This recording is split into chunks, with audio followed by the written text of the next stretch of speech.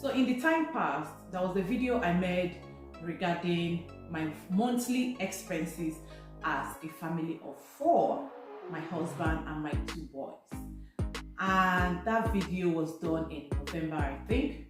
And I revealed to you guys that I used to live in Northern Ireland. So if you know the United Kingdom very well, you know that the UK is made up of England, Wales, Northern Ireland and Scotland. And I asked a question, should I compare my bills when I was in Northern Ireland and what it is currently in England? And then somebody said, yes, please compare. So that is what I'm going to be doing today. If you're seeing me for the first time, my name is Chidinma. I live in the United Kingdom. Thank you very much for tuning into this channel. Here we talk about nursing, lifestyle, vlogs, all the good stuff of living in the United Kingdom. We do it here in this channel. Consider subscribing to the channel. And if you're a returning subscriber, I don't know what to say. Thank you very much for coming back again. So without wasting time, let's get into this video. So the very first thing I'll be comparing is my rent. Guys, that rent is massive. It was a big change for me. So here in England, I live in a 3-bedroom with 3 toilets and 2 bathrooms, 1 self-contained bathroom and then 1 family bathroom. So if you have not seen my video on the vlog of this house, you need to see it so that you can understand the kind of structure I'm talking about. And here I told you guys in that video that I'm paying £960 for rent every month here in England. Unfortunately, I do not have a house tour of the previous house in Northern Ireland.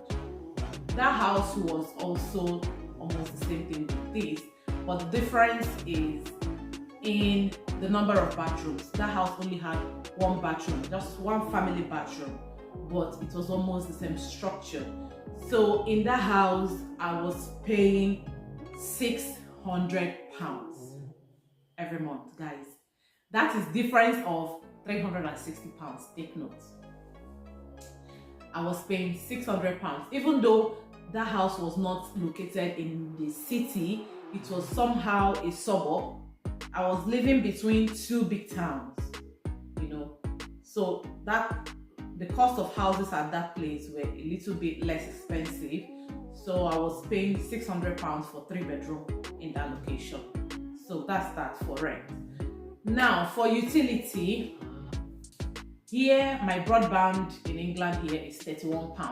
In Northern Ireland, I was spending £29.99. Not so much of a difference, just few pence on it, or it's even not £1. So that's that for broadband.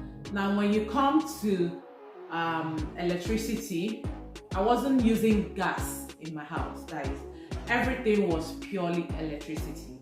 Heating, everything was electricity. So electricity wise, I wasn't using the type of electricity I was in England where you have to consume and the bill will come at the end of the month. I was topping up. I was recharging my electricity. So every week I was spending £20. That means that in 4 weeks, which makes up a month, I will spend £80.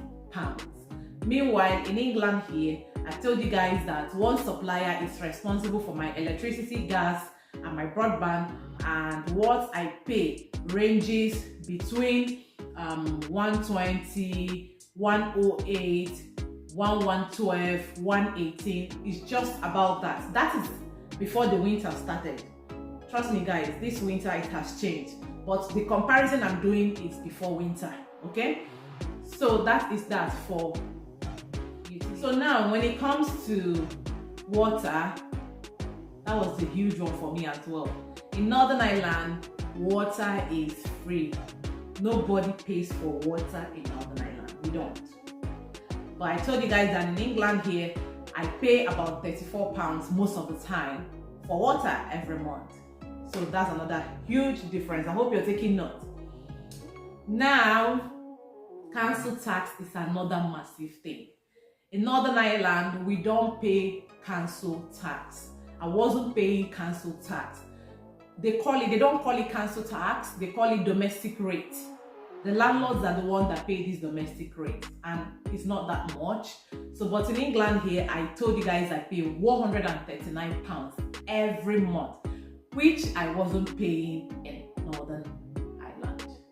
Now, food, honestly speaking, where I was staying in Northern Ireland, I did not have access to African food. So I basically do not buy African food as much. So food was also a little for me in Northern Ireland. The grocery in England here, African food is very expensive.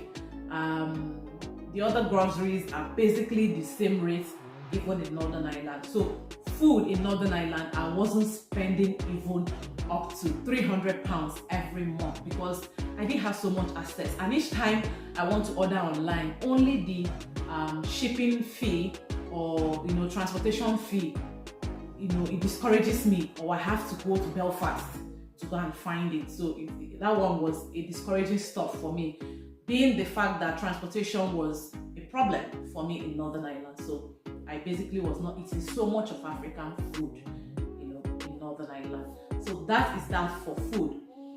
My union money, £16.40, I was still paying the same in Northern Ireland.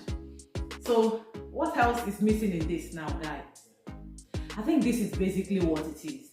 So when you look at it, the rent took me additional £360. Council tax added additional £139. Feeding was a huge gap for me. Water added for me £34. So when you look at it, I incurred almost close to £600 additional monthly expenses relocating to from Northern Ireland to England. So that is huge and massive. When you come to the 4 countries that make up the United Kingdom, Northern Ireland happens to be the cheapest place. Quote me anywhere. It is the cheapest place to live in. Even the capital, which is Belfast, is a lot cheaper compared to other capitals of other parts of the UK. It's more affordable than London, than Cardiff, than Edinburgh or Glasgow, those big cities that make up other parts of UK as well. Northern Ireland is generally cheap. It is cheap. But if you want to know why I moved from Northern Ireland to England, also tell me in the comment section and we'll get that video rolling for you guys. So this is it, guys. If you're still coming into the UK, I think that will help you make your decision on where you want to be and why you want to be where you are. Oh my god, this sun, guys, the sun is coming up now. I apologize for the lighting. Okay, I'll see you guys in my next video, and thank you very much for sticking around with me. Bye. Don't forget to subscribe.